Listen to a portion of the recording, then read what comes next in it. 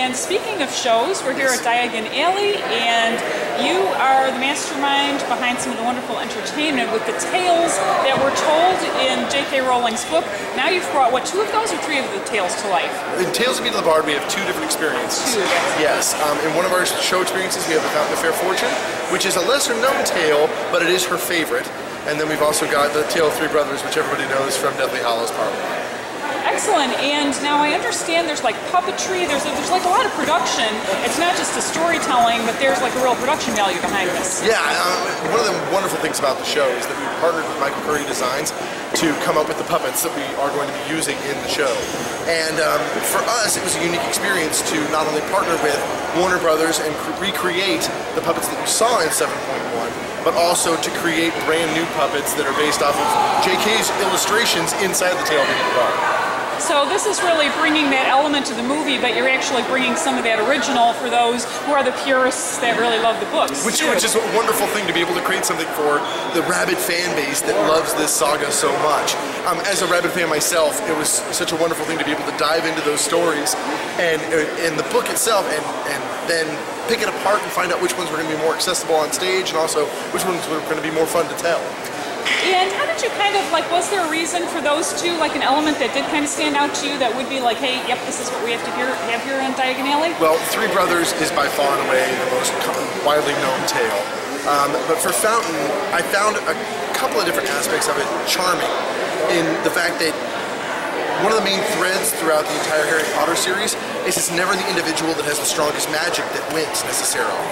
And what's wonderful about the Tale of Fountain of Fair Fortune is that it's not the person with the strongest magic that ends up getting the fountain, and at the end you find out that it's not even the fountain that's magical. It's the fact that all of these people have strength and conviction on their own that end up getting them what they want in their life. Ah, so it's got a good message behind it. It's got a wonderful moral behind it. Yeah, I love it. And is there one of the 2 that's your favorite, or, you know, since you put so much heart and soul in both, can't recommend one or the other? I love them each for different reasons. I think that the Tale of the 3 Brothers I love because we were able to recreate what you saw on film. And we were able to get down to the nitty-gritty on design and have it be as close to what you saw as possible. And then from the Fountain of Fair Fortune, I love the idea of bringing a new story and expanding the Wizarding World to our guests when they show up. It's wonderful enough for them to step into Diagon Alley, which they've never seen in person, but then when you get the chance to experience characters that live alongside everyone else in the saga, and they're brand new to the world, it's going to be something I think really exciting for our guests. Yes, I haven't seen it myself. I cannot wait. Thank you so much for chatting with us. No problem. Thank you so much.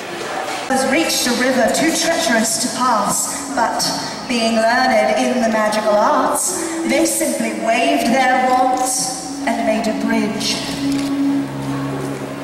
However, they found that path blocked by a hooded figure. It was Death, and he felt cheated because travelers usually drowned in the river. The Death was cunning. He pretended to congratulate the 3 brothers upon their magic and said that each had earned a prize from an elder tree that grew nearby. Then the 2nd brother, who was an arrogant man, decided that he wanted to humiliate Death still further and asked for the power to recall others from death. So Death picked up a stone from the riverbank and gave it to him. Finally, Death turned toward the 3rd brother, a humble and wise man. He did not trust Death, so he asked for something that would enable him to go forth from that place without being followed by Death.